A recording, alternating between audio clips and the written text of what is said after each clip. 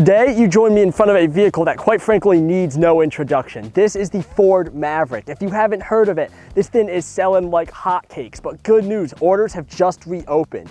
And we found that this is a very good city truck, but I know a lot of people don't want that. They want an off-roader. Ford's got you covered with the Tremor package. How good is this thing? Let's find out. Here at the front of the Maverick, you can see the blacked out Ford logo, as well as some of this goldish bronze Tremor exclusive trim. Of course, this is more off-road oriented, so they gave it a more aggressive approach angle for about 9.6 inches of ground clearance. That compares to the about 8.6 inches of ground clearance you find on the standard Maverick. Here at the side of the Maverick, we'll start with these wheels. You have these 17-inch wheels with the little gold for the Tremor trim.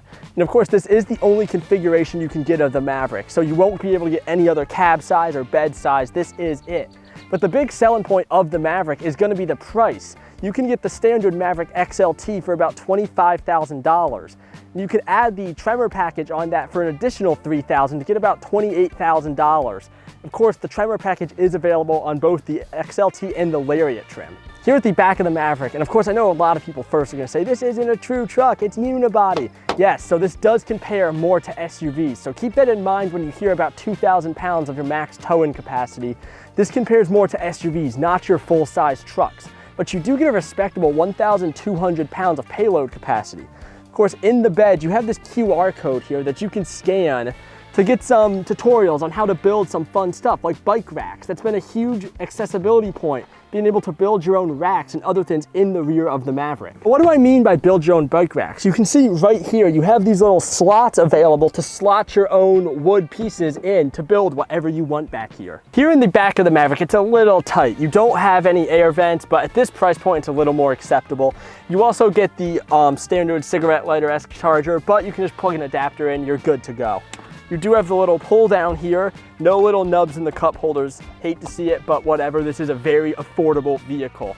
Of course, you do have some of the trim here for the Tremor trim. That gives it a very high-end look, actually, and the seats back here are pretty comfortable. So let's talk about the storage pull-up. You have this little loop here, which you can pull up to get more storage back here, which is some very nice under-the-seat boxes. Here in the front of the Maverick, you get a pretty standard seating area. I do have to mention the Tremor exclusive trim here, having the name on the seat as well as the trim. Of course, you get the Apple CarPlay, Android Auto with your standard size screen here. Of course, Ford does put this nice little cubby here. Very nice little storage space.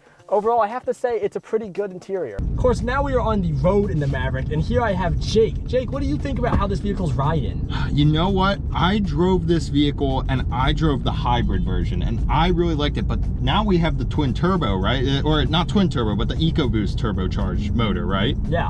And so I'm interested to see how this compares to how that hybrid felt, because that hybrid felt good. So that hybrid felt really responsive. Are you feeling that here? How are you feeling? This is a very responsive vehicle. It's weird seeing something with a bed and then hopping in to drive it and it driving as well as this car does. I mean, it's very responsive, it's planted on the road, and I think it feels so good.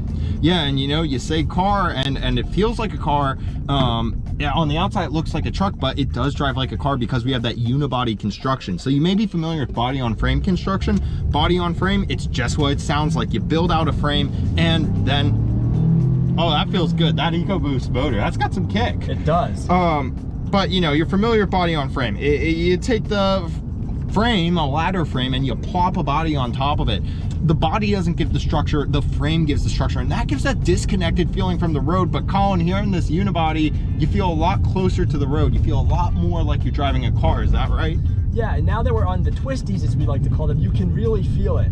I mean, you can take these turns surprisingly fast. And there's a biker in our way, but you know, we could put his bike in the back. We could do what Jeremy Clarkson would suggest. We tell him, grow up, get a car. We put his bike in the back of the Maverick and send him off on his jolly way as a functioning member of society. And of course, his bike will be back there on our custom bike rack that we used Ford's instructions to build. That is so cool, right? Because Ford could make a proprietary connector and make lots of money selling off that proprietary connector, bike rack or whatever, and still sell it as a feature or whatever, and they can make tons of money. But instead, they give you the ability to build your own out of wood.